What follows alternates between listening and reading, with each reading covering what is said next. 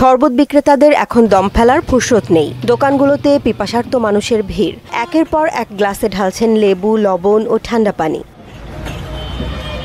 বছরের উষ্ণতম মাস এপ্রিলে হুহু করে বেড়ে চলেছে তাপমাত্রা। এরই মধ্যে 41.5 ডিগ্রি সেলসিয়াসের চোখ রাঙানি দেখেছে দক্ষিণ পশ্চিমাঞ্চলের মানুষ। সবচেয়ে বেশি বিপাকে পড়েছে খেটে খাওয়া শ্রমজীবী মানুষ।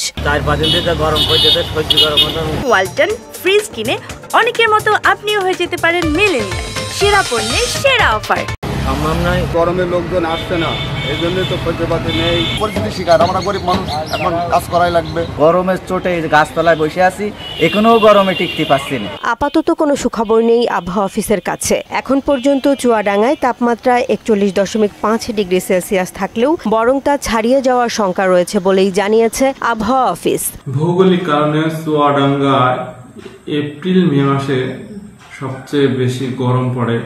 গত কয়েকদিন ধরে চুয়াডাঙ্গার উপর দিয়ে তীব্র তাপ প্রবাহ বয়ে যাচ্ছে এবং তা আরো কয়েকদিন অব্যাহত থাকতে পারে। তীব্র তাপদাহের এ সময়ে বেড়ে যায় হিট স্ট্রোকের ঝুঁকি। তাই উপসর্গগুলোর ব্যাপারে সতর্ক থাকার পরামর্শ দিয়েছেন চিকিৎসকরা। গরমে যত কম রোদে বের হতে পারেন সেটা সবচেয়ে ভালো হবে।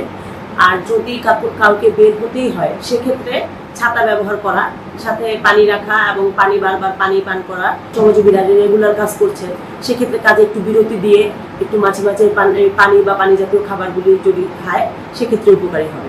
সূর্যের অতি বেগুনি রশ্মি থেকে বাঁচতে বাইরে বের হওয়ার সময় সতর্ক থাকার পরামর্শ দিচ্ছেন চিকিৎসকরা। বলছেন গরমের এ সময়টাতে পরিবারের শিশু ও প্রবীণদের ওপর রাখতে হবে বেশি খেয়াল।